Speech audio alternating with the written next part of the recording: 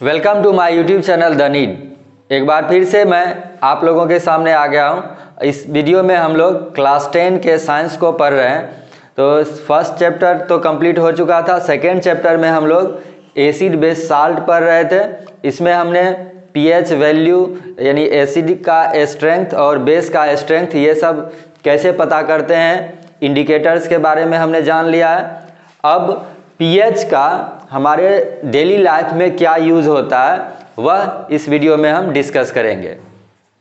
तो सबसे पहले जो है importance of pH in everyday life, इस चैप्टर में हम लोग पीएच का एवरीडे में यानी हमारे दैनिक जीवन में क्या इम्पोर्टेंस है वह पढ़ने जा रहे हैं। तो सबसे पहले क्या होता है कि रेन वाटर, जो बारिश के समय में रेनी सीजन में जब रेन होता है, वर्षा होती है, तो उसमें क्या होता है कि जो एटमॉस्फेयर में एयर है, गैसेज है, खासकर ये कार्बन डाइऑक्साइड तो प्रेजेंट रहता ही है, और इंडस्ट्री से sulphur dioxide, sulphur trioxide, nitrogen oxide ये सब प्रोड्यूस होता है। तो जो रेन वाटर होता है उसमें ये सब मिक्स हो जाता है। तो रेन वाटर में ये सब मिक्स होने से अगर H2O और CO2 मिक्स हो गया तो H2CO3 यानी कार्बोनिक एसिड बनेगा। फिर H2O plus SO2 H2SO3 sulphurous acid form करेगा। H2O प्लस SO3 H2SO4 यानी सल्फ्यूरिक एसिड फॉर्म होगा। तो कम से कम ये कार्बन डाइऑक्साइड तो हमेशा एटमॉस्फेयर में प्रेजेंट रहता ही है, भले ही कम मात्रा में हो। तो इस तरह से ये जो एसिड बन जाता है वाटर में, यह एसिड डिसॉल्व हो जाता है। तो रेन वाटर जो ज़मीन पर आता है वह एसिडिक हो जाता है। तो रेन वाटर का एसिडिक होना ये क्या हो गया कि इससे कुछ जो लेंस है उसका जो उर्वरा शक्ति है यानी फर्टिलिटी है उसका कम हो जाता है। अगर ये वाटर बॉडीज़ में रेन वाटर जाता है तो जो एक्वेटिक एनिमल्स है, प्लांट्स है, उसमें उसको उसके लाइफ को डिस्टर्ब करता है। तो इस तरह से ये जो पीएच है ये हमारे डेली लाइफ को, एटमॉस्फेयर में जो ऑर्गेनिज्म है, जो इन्वायरमेंट में ऑर्गेनिज्म है, उसके लाइफ को इफेक्ट करता है। पीएच ऑफ साल्ट्स, साल्ट का जो पीएच है वो क्या होता है, तो साल्ट प्रोड्यूस कैसे होता है, जब एसिड और बेस रिएक्ट करता है तो उससे साल्ट और वाटर फॉर्म होता है। तो इसमें एसिड और बेस कितने तरह का हो सकता है। तो फर्स्ट में हम लोग देख रहे हैं strong acid and strong base. जब स्ट्रॉन्ग एसिड और स्ट्रॉन्ग बेस आपस में रिएक्ट करेगा तो इससे जो साल्ट प्रोड्यूस होगा यह न्यूट्रल टाइप का होगा। इसका पीएच 7 के इक्वल होगा। स्ट्रॉन्ग एसिड और स्ट्रॉन्ग बेस जब आपस में रिएक्ट करेगा तो जो साल्ट फॉर्म होगा वह न्यूट्रल नेचर का होगा, यानी उसका पीएच 7 होगा। लेकिन अगर एसिड स्ट्रॉन्ग हो और बेस वीक हो तब जो साल्ट और वाटर बनेगा, यानी उसमें जो साल्ट प्रोड्यूस होगा, मेनली हम यहाँ पर साल्ट को ध्यान में रखेंगे। तो जो स्ट्रॉन्ग एसिड और वीक बेस से जो साल्ट प्रोड्यूस होगा तो वह एसिडिक नेचर का होगा, क्योंकि एसिड यहाँ पर कौन सा यूज हुआ है, स्ट्रॉन्ग एसिड है। तो इससे साल्ट जो बनेगा वह एसिडिक नेचर का होगा और उसका पीएच क्या होगा, 7 से लेस। तो स्ट्रॉन्ग एसिड और वीक बेस से जो साल्ट प्रोड्यूस होगा उसका पीएच 7 से लेस होगा। थर्ड केस में आते हैं, जब वीक एसिड स्ट्रॉन्ग बेस से रिएक्ट करेगा तो इससे जो साल्ट प्रोड्यूस होगा वह बेसिक नेचर का होगा और पीएच जो है वह ग्रेटर देन 7 होगा। तो यहाँ पर 3 केस आ गया जब स्ट्रॉन्ग एसिड और स्ट्रॉन्ग बेस आपस में रिएक्ट करता है तो न्यूट्रल साल्ट फॉर्म होगा जिसका pH 7 होगा। स्ट्रॉन्ग एसिड और वीक बेस होगा तो एसिडिक साल्ट प्रोड्यूस होगा। ये एसिडिक नेचर कब शो करेगा, जब हम उसका सॉल्यूशन फॉर्म करते हैं। तो स्ट्रॉन्ग एसिड और वीक बेस से जो साल्ट फॉर्म होगा वह एसिडिक नेचर का होगा, pH लेस देन 7 होगा। और वीक एसिड स्ट्रॉन्ग बेस से जो साल्ट फॉर्म होगा वह बेसिक नेचर का होगा और pH 7 से ग्रेटर होगा। इम्पोर्टेंस ऑफ pH हम लोग पढ़ रहे हैं, इसमें अब हम लोग पढ़ेंगे pH of the soil. Every type of plant requires a specific pH value range. हमारे इन्वायरमेंट में जो डिफरेंट टाइप का प्लांट्स है उसके लिए अलग अलग तरह का pH वैल्यू रेंज रिक्वायर्ड होता है। अलग अलग तरह का प्लांट अलग अलग pH वैल्यू पर सरवाइव करता है। तो इसके लिए जो हम अपने फील्ड में कोई भी प्लांट लगाते हैं, प्लांटेशन करते हैं, तो सबसे पहले क्या करना चाहिए, pH को जांच कर लेना चाहिए। अगर हम pH जांच कर लेते हैं और उसके हिसाब से कोई भी प्लांट लगाते हैं तो वो हमें अच्छी उपज देगा, उसका जो है सर्वाइवल अच्छे तरीके से होगा। तो जो नेचर है सॉइल का, ये हम टेस्ट कैसे करते हैं, तो pH पेपर से सिंपली हम कोई भी सॉइल लेते हैं, उसको वाटर में उसका सॉल्यूशन बना लेते हैं, उसको वाटर के साथ मिक्स कर लेते हैं और उसमें pH पेपर डालते हैं। तो जो pH में चेंजिंग आता है, pH पेपर में जो चेंजिंग आता है उसके कलर के हिसाब से हम उसका pH वैल्यू फाइंड आउट कर सकते हैं। अगर सिंपल एसिडिक या बेसिक नेचर फाइंड आउट करना होगा तो हम लिटमस पेपर भी यूज कर सकते हैं। तो एग्जैक्ट pH वैल्यू निकालने के लिए हम pH स्केल यानी pH पेपर का यूज कर सकते हैं। और उस जो टेस्ट करते हैं, टेस्ट में जो pH आता है उस pH के आधार पर हम उस फील्ड में कोई पार्टिकुलर क्रॉप अगर लगाते हैं तो वो अच्छे तरह से उसकी उपज अच्छी होगी, तो उसमें जो डेवलपमेंट है वो अच्छे तरीके से होगा। ठीक है, तो इस तरह से जो एग्रीकल्चर में भी pH का बहुत बड़ा इम्पोर्टेंस है। तो pH के हिसाब से अगर हम क्रॉपिंग करते हैं तो हमें अच्छी उपज मिलती है। pH in our digestive system, हमारे डाइजेस्टिव सिस्टम का भी एक पार्टिकुलर pH रेंज होता है, यह 1.2 के आसपास होता है। ठीक है, हमारे डाइजेस्टिव सिस्टम में, हमारे स्टमक में ये HCl प्रेजेंट होता है जो कि डाइजेशन में, फूड के डाइजेशन में हेल्प करता है। ठीक है, हमारे डाइजेस्टिव सिस्टम में, हमारे स्टमक के अंदर HCl प्रेजेंट होता है जिसका pH लगभग ये 1.2 के आसपास होता है और जो कि फूड के डाइजेशन में हेल्प करता है। यही HCl यानी एसिड जो है अगर स्टमक में ज़्यादा हो जाए तो इसके कारण क्या होता है, स्टमक में पेन होता है, एसिड के कारण पेन होता है, इसको एसिड पेन कह सकते हैं। तो इसको क्योर किया जाता है, स्टमक में जो एसिड पेन होता है इसको हम क्योर कर सकते हैं किससे, मिल्क ऑफ मैग्नीशिया। ठीक है, एसिड पेन को, स्टमक में जो एसिड पेन होता है इसको मिल्क ऑफ मैग्नीशिया से क्योर कर सकते हैं। मिल्क ऑफ मैग्नीशिया क्या होता है, magnesium hydroxide MgOH whole twice, ये हो गया मिल्क ऑफ मैग्नीशिया। अब चूँकि हमारे स्टमक में HCl है यानी एसिड है, जिसको हम अगर मिल्क ऑफ मैग्नीशिया यानी मैग्नीशियम हाइड्रोक्साइड देते हैं जो कि बेस है, तो इस जो एक्सेस एसिड है इस बेस से रिएक्ट करके एक दूसरे को न्यूट्रल कर देगा और हमारे स्टमक में जो पेन हो रहा है उससे रिलीफ हमें मिल जाएगा। तो एसिड पेन को, स्टमक में जो एसिड पेन होता है उसको दूर करने के लिए हम मिल्क ऑफ मैग्नीशिया यूज कर सकते हैं। एक जो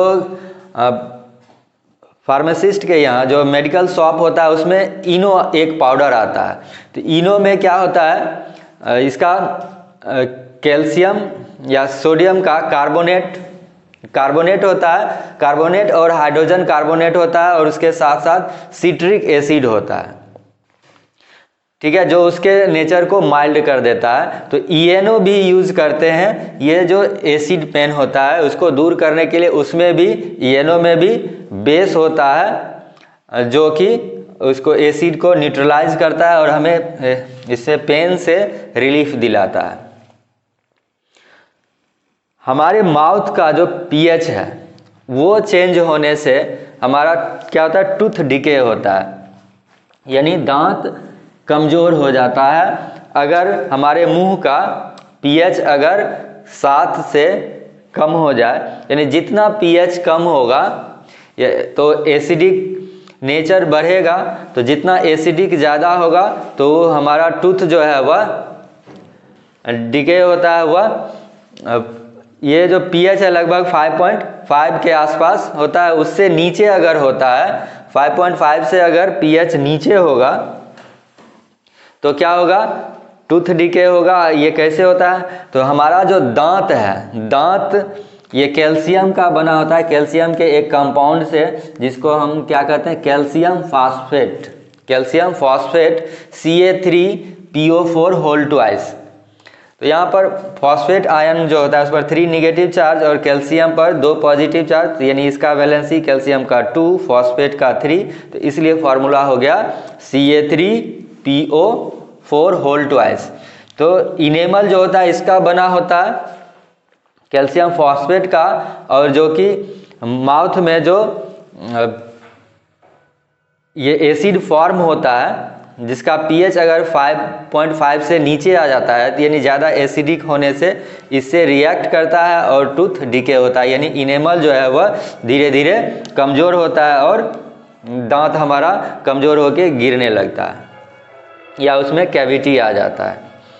तो इसको हम कैसे रोक सकते हैं, तो इसके रोकने का तरीका है कि हम लोग जब भी खाना खाते हैं, खाना खाने के बाद जो फूड पार्टिकल्स है वो दांत से चिपका हुआ रह जाता है, तो उसको रिमूव करना ज़रूरी होता है।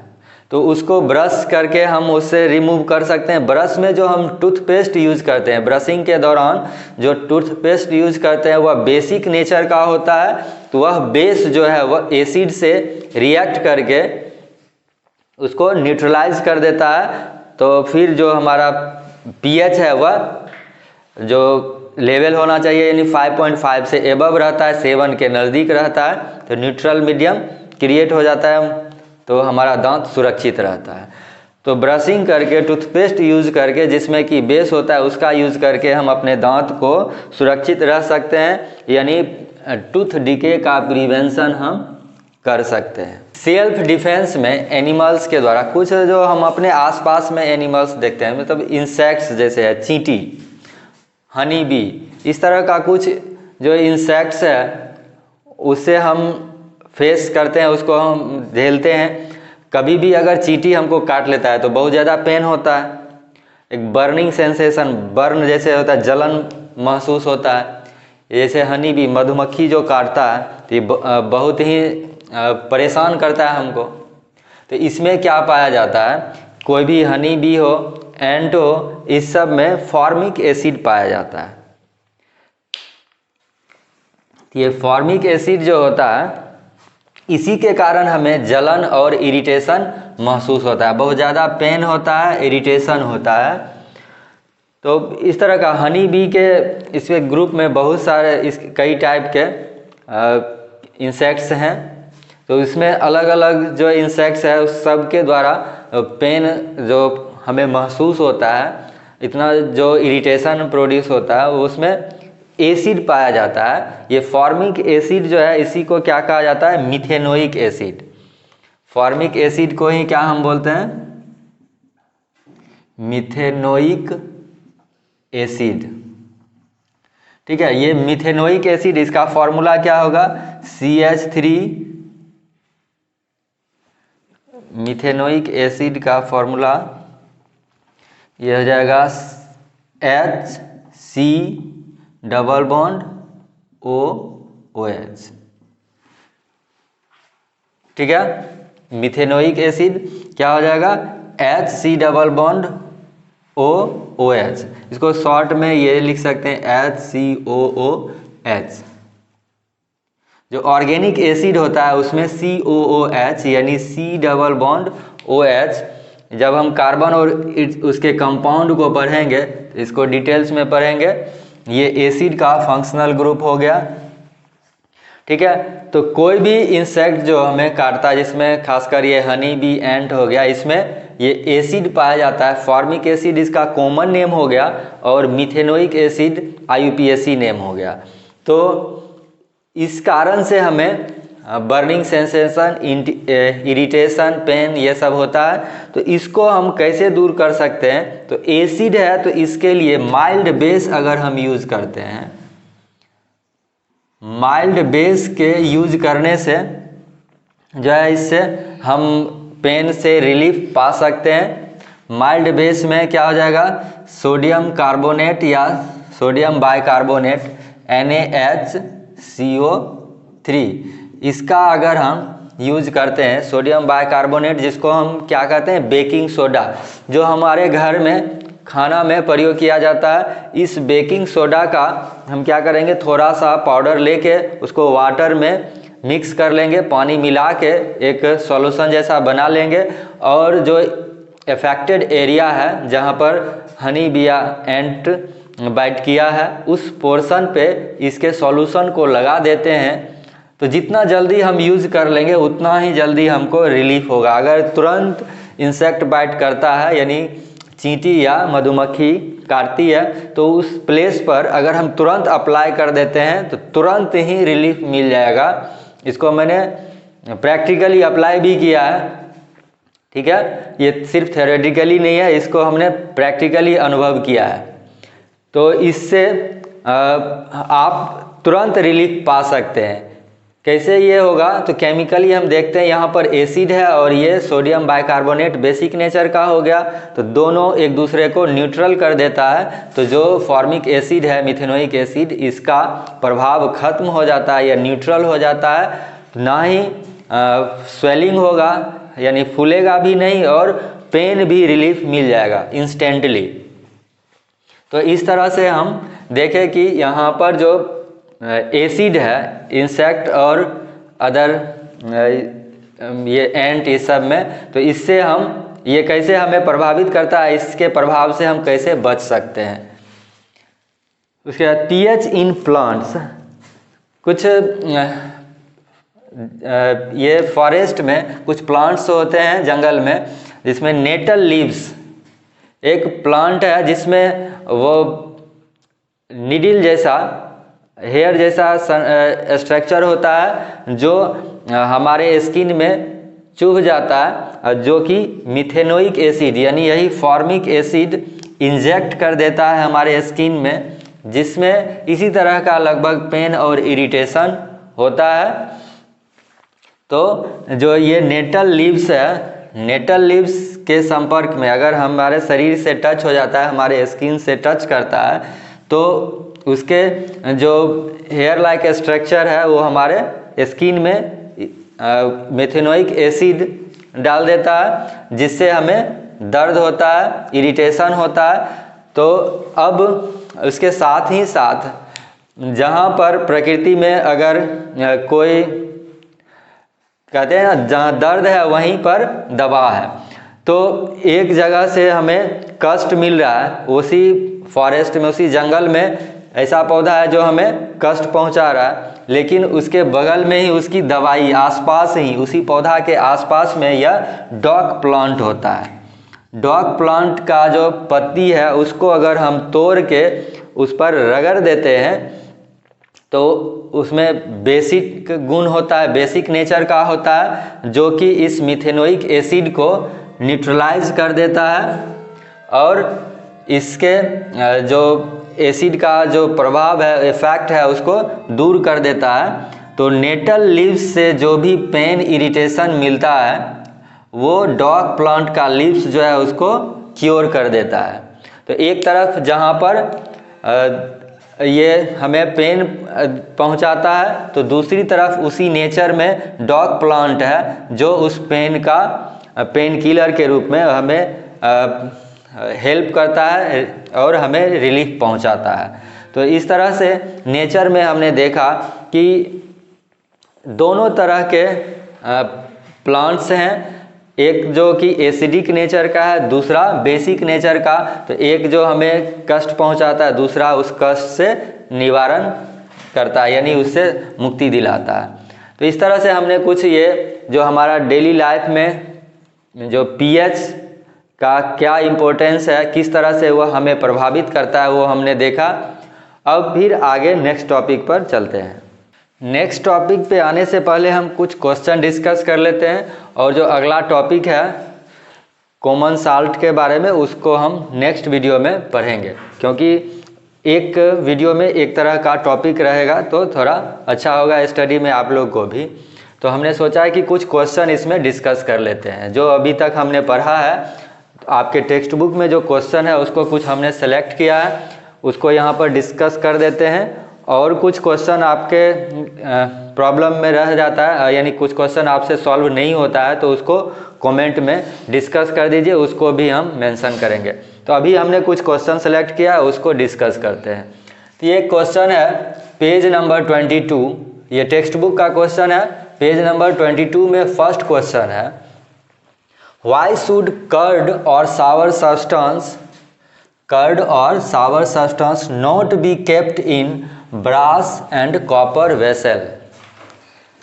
कोई दही या खट्टा चीज़ जो है, ये हमें ध्यान रखना है कि हम लोग तो जो खाना खाते हैं उसमें दही का यूज़ किया जाता है, खट्टा चीज़ यूज़ करते हैं, तो उस चीज़ को मेटल के वेसल में नहीं रखना चाहिए। ब्रास और कॉपर, ये क्या है? मेटल है। ब्रास या कॉपर, ब्रास और कॉपर का जो वेसल है ये क्या हो गया? मेटल हो गया। तो इसमें अगर हम कर्ड या सावर सब्सटेंस रखते हैं तो क्या होगा? मेटल एसिड से रिएक्ट करता है और साल्ट प्रोड्यूस करता है। तो जैसे यहाँ पर अब देखेंगे कि जिंक और H2SO4, हमने ये रिएक्शन पढ़ा है मेटल वाले में। मेटल एसिड से जब रिएक्ट करता है तो क्या फॉर्म करता है?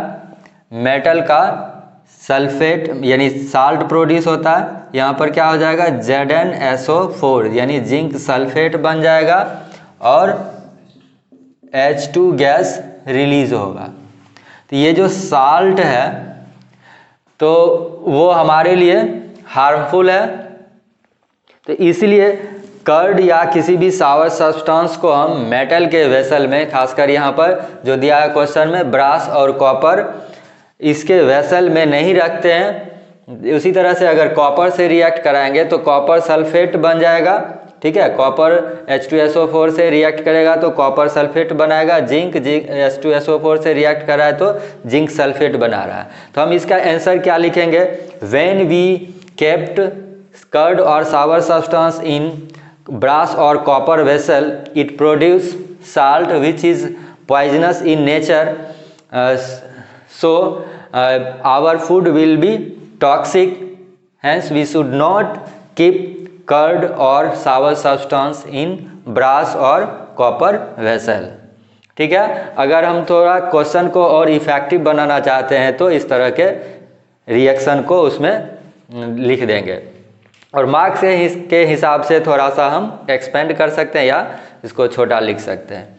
ठीक है। तो फर्स्ट क्वेश्चन आप समझ गए कि जब मेटल किसी एसिड से रिएक्ट करता है तो साल्ट बनाता है और H2 गैस निकलता है। तो खासकर यहाँ पर जिंक सल्फेट या कॉपर सल्फेट जो फॉर्म होगा वो हमारे लिए नुकसानदायक होता है। तो इसलिए हमें उसमें कर्ड या सावर सब्सटेंस को नहीं रखना चाहिए। ठीक है। सेकेंड क्वेश्चन हमने लिया है पेज नंबर 25 से। पेज नंबर 25 में क्वेश्चन नंबर थर्ड क्या है? Why does dry HCl gas not change the colour of dry litmus paper. Dry HCl gas dry litmus paper के कलर को चेंज क्यों नहीं करता है? तो HCl गैस जो है जब ड्राई फॉर्म में होता है तो ये आयन के फॉर्म में नहीं होता, यानी आयन जनरेट नहीं करता है। तो ड्राई HCl और लिटमस पेपर भी अगर ड्राई है तो इसमें H+ आयन जनरेट नहीं होगा, तो इसलिए यह लिटमस पेपर को के कलर को चेंज नहीं करेगा। ठीक है, यहाँ पर H+ आयन जो है प्रोड्यूस नहीं होता है। ठीक है, H+ आयन नहीं बनने के कारण यानी एसिडिक कैरेक्टर शो नहीं करता है, इसलिए लिटमस पेपर के कलर में कोई चेंजिंग नहीं आता है। तो हम क्या लिखेंगे? Dry HCl gas doesn't produce H+ ion, hence it does not show acidic character and hence the color of dry litmus paper does not change।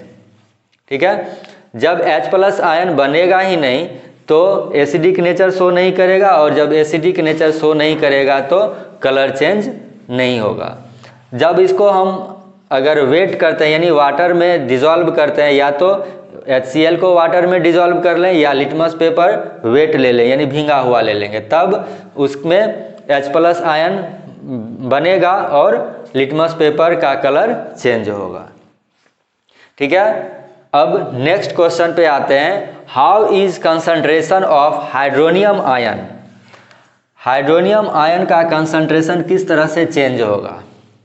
How is concentration of hydronium ion affected when solution of N acid is diluted? जब acid को dilute करेंगे तो क्या होगा?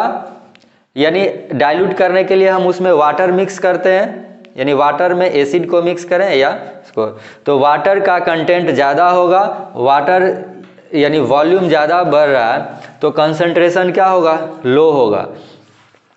तो इसका answer क्या होगा? When an acid is diluted, then the concentration of hydronium ion decreased। ठीक है, वाटर का अमाउंट, वाटर इंक्रीज होगा,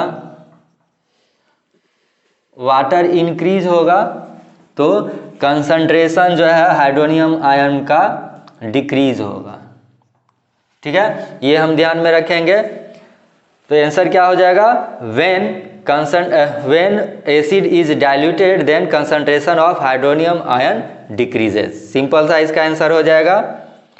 ठीक है, नेक्स्ट क्वेश्चन है how is the concentration of hydroxide ion? यहाँ पर क्या है? Hydroxide ion. सेम तरह का क्वेश्चन है लेकिन थोड़ा सा आंसर अलग होगा। ठीक है, हाइड्रोक्साइड आयन का कंसंट्रेशन कैसे इफेक्ट होगा? इफ एक्सेस बेस, यहाँ पर क्या है? Excess base is dissolve in solution. जब बेस ज़्यादा देंगे, बेस में क्या होगा? जो भी बेस होगा उसमें OH- आयन होगा, तो एक्सेस बेस होगा तो OH- आयन का कंसंट्रेशन क्या होगा? इंक्रीज होगा। ठीक है, तो इसका आंसर क्या हो गया? The concentration of hydronium ion will increases when excess base is dissolved in solution of sodium hydroxide। ठीक है, एक्सेस बेस जब हम सोडियम हाइड्रोक्साइड का फॉर्मूला क्या होता है? NaOH। तो इसमें पहले से NaOH सॉल्यूशन तो है ही, यानी हाइड्रोक्साइड आयन तो है ही, और फिर एक्सेस बेस देंगे तो यह और इंक्रीज होगा।